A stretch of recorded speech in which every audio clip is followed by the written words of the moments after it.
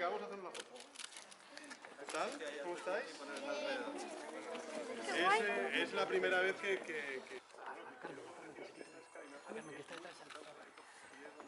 Ahora. Hay un halcón por ahí. Luego os enseñaré si queréis. Hay un ataque nuclear que te metes ahí abajo. Ahí donde tenemos el ministerio. Eres la ministra de Asuntos Exteriores. Voy por aquí, mucho más. Y vosotros ministros en el segundo viernes, que es cuando decidimos qué cosas aprobamos, todo eso se decide aquí. Esta es la silla del presidente del gobierno. Y entonces, bien, pasan a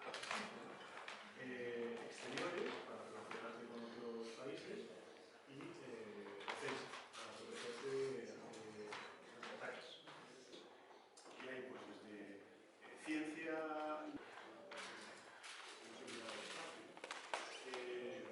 hacienda, exteriores y justicia. Y luego, pues una curiosidad, este es un que se va siempre rápido y deja las colillas expuestas. El hombre fumaba y se va corriendo y deja las colillas. Pues nada, muy bien. ¿Te gusta? Esto en nombre de la comunidad educativa. ¿Y esto? ¿Quién lo ha dibujado? Qué bien dibujas. Es algo más guapo de lo que realmente soy. Castillo antes, como quedado un libro del pasado. Por favor, los chavales, venid conmigo, por favor. Y ahora alberga toda la experiencia municipal.